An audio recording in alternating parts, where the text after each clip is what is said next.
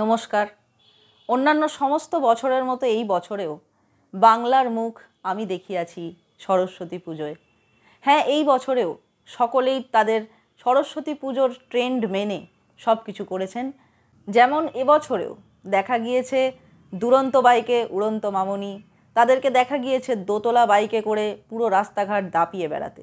হ্যাঁ, আপনারা যারা এখনও জানেন না দোতলা বাইক কাকে বলে, তাদের জন্য জানিয়ে রাখি, দোতলা বাইক হচ্ছে সেই বাইক যাতে বাইকের চালক প্রথম একতলা সিটে বসে, অর্থাৎ দাবা সিটে বসে, এবং দোতলায় অর্থাৎ পিছনের উঁচু সিটটিতে বসে প্রেমিকা, যাকে দূর থেকে জিরাফের মতো দেখতে লাগে। মনে হয় সে গলাটা উঁচু করে দেখতে পাচ্ছে ভবিষ্যৎ। চুল তার কবেকার অন্ধকার বিদিশার নেশা বলে প্রেমিকার চুল নির্ঝরের স্বপ্নভঙ্গের মতন লোকজনের মুখের ওপর দিয়ে ঝরা ঝাপটা করে বেরিয়ে যায়। নাকে লেগে থাকে শুধু একটু শ্যাম্পুর গন্ধ। এবছরেও তার কোনো রকমের অভাব ঘটেনি, অর্থাৎ সকলেই ভোর 5টায় উঠে শ্যাম্পু করে চুল একদম ঝিকিমিকি টুম্পা করে বেরিয়ে গিয়েছিল সরস্বতী পুজোয় ঘুরতে। এই বছরেও পুজোর ট্রেন্ড মাথায় রেখে প্রেমিকরা হলুদ পাঞ্জাবি এবং প্রেমিকারা পাট পাট করে হলুদ শাড়ি পরে ঘুরতে বেরিয়েছিল। এবং এই বছরেও দূর থেকে সেই সার সার হলুদ প্রেমিক প্রেমিকাদের দেখে মনে হচ্ছিল সবার সদ্য গায়ে হলুদ হয়েছে, অথবা ছুটে আসছে 1 লক্ষ ট্যাক্সি। এবছর যেহেতু সরস্বতী পুজোর দিন ভ্যালেন্টাইন্স ডেও পড়েছিল, সেই হেতু পাঁজিতে অনেকেই দেখতে পেয়েছেন ত্রজ্জস্পর্শ যোগ। এবং এই কারণেই অনেক বাবা মা অত্যন্ত শেয়ানা হওয়া সত্ত্বেও তারা জানতেন স্কুল কলেজে আজকে কোনো পড়াশুনোই হবে না, তবু মেনে নিয়েছিলেন যে এক্সট্রা ক্লাস থাকতেই পারে। সত্যি মিথ্যে জানি না, কিন্তু এবছরে অনেকেই বলছেন যে ঠাকুরের মূর্তি নিয়ে প্রচুর রগড় হচ্ছে, প্রচুর তামাশা হচ্ছে, কারণ সরস্বতী ঠাকুরকে ঠিক যেমনটা আমরা দেখে অভ্যস্ত তেমনটা অনেক প্যান্ডেলেই মানা হচ্ছে না। দেখুন, এসব বলে কোনো লাভ নেই, কারণ আপনারা ফেসবুকে বা নিজেদের মধ্যে কি প্রতিবাদ করলেন, কি বলা বলি হলো, তাতে কারোর কিছু যায় আসে না। যার যেটা করার সে সেটা করবেই। তাই সেই কারণেই আমি দেখতে পেয়েছি এমন একটা সরস্বতী প্রতিমার মূর্তি যার কানগুলো দেখে মনে হচ্ছিল টম অ্যান্ড জেরির কানের মতো। আমি জানি না যারা এই পুজোর উদ্যোক্তা তারা কোনো কার্টুন থিমের প্রতিমা নিয়ে কাজ করছিলেন কিনা বা কার্টুন থিমের প্যান্ডেল করেছিলেন কিনা, কিন্তু এরকম অভিনব অ্যানিমেশন সরস্বতী এই প্রথমবার আমি দেখতে পেয়েছি। এছাড়াও model Saraswati, super model Saraswati তো অন্যবারের মতো ছিলই।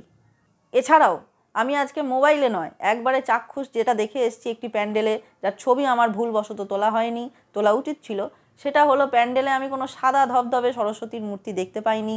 দেখতে পেয়েছি শ্যাওলা কালারের সবুজ সরস্বতী, এবং সেখানে কোনো ঠিকঠাক কানে আরাম দেওয়ার মতন গান বাজছিল না।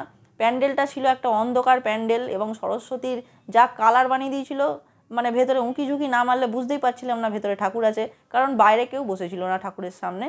আর যে গানটা বাজছিল সেটা অত্যন্ত বিপজ্জনক একটা গান। আমার মানে বেশ দ্বিধা লাগছে বলতে, তার কারণ সরস্বতীর প্যান্ডেলে আমরা যে ধরনের গান শুনে অভ্যস্ত, এটা কিন্তু তেমন গান নয়। গানটা কি ছিল না, গানটা ছিল একটা ভোজপুরি টাইপের গান। আমি ঠিক বলতে পারবো না ওটা কী ভাষা, বাট শুনে এবং অটো টিউনের ঘন ঘটা দেখে মনে হলো ভোজপুরি গান। এবং গানটার মধ্যে গানের লাইন কি, হুক লাইন, রানী তেরি ডেঞ্জার কামারিয়া। এবার আমি জানি না সরস্বতী পুজোর সঙ্গে কোনো ডেঞ্জার কামারিয়ার তাৎপর্যটা ঠিক কী। আপনারা যারা এই ভিডিওটি দেখছেন তারা অবশ্যই কমেন্ট বক্সে সেটা জানিয়ে যাবেন, আমি উপকৃত হব। সরস্বতী পুজো এমন একটা পুজো যে পুজোটা মানে হালকা করে পুজো, আবার হালকা করে একটা কার্নিভাল। মানে দুর্গা পুজোটা যেমন পুরোটাই এখন কার্নিভাল হয়ে গেছে কোথাও গিয়ে, সরস্বতী পুজোটা কিন্তু সেটা নেই। এখনও বহু স্কুলে বহু জায়গায় ছাত্রছাত্রীরা না খেয়ে অঞ্জলি টঞ্জলি দেয়, কিন্তু বিষয় হচ্ছে আমি জানি না এগুলো সোশ্যাল মিডিয়ার গিমিক কি না, কিন্তু যে আধ্যাত্মিকতা মানে সরস্বতী একটা যে ঠাকুর সেটা অনেকেই ভুলে যায়। আমরা যারা হাত জোর করে ঠাকুরের কাছে বলতাম, মা এবার চোরটা পাস করিয়ে দাও ভালো করে, দেখো যেন অঙ্কে ফেল না করি, এই প্রার্থনাগুলো কি আজও কেউ করে ঠাকুরের সামনে দাঁড়িয়ে? আমি ঠিক জানি না, কারণ অধিকাংশ পুজো প্যান্ডেলের সামনে বিশ্বাস করুন কাউকে বসে থাকতে দেখি না, কাউকে না। মনে হয় ঠাকুরটাকে নিয়ে আসা একটা দায়, এবং তাকে বসিয়ে রাখাটা আরও বড় দায়, কারণ যতক্ষণ মূর্তিটা ভেতরে থাকবে প্যান্ডেলের ততক্ষণ গান বাজনা পুরো দমে চালানো যাবে, কারণ একটা প্যান্ডেল এবং একটা মূর্তি না থাকলে গান বাজিয়ে ঠিক ফুর্তিটা করা যায় না।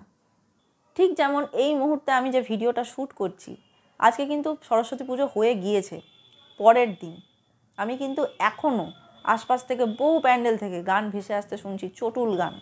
জানি না ভিডিওটা সেটা কতটা ধরা পড়ছে, বাট আমি শুনতে পাচ্ছি।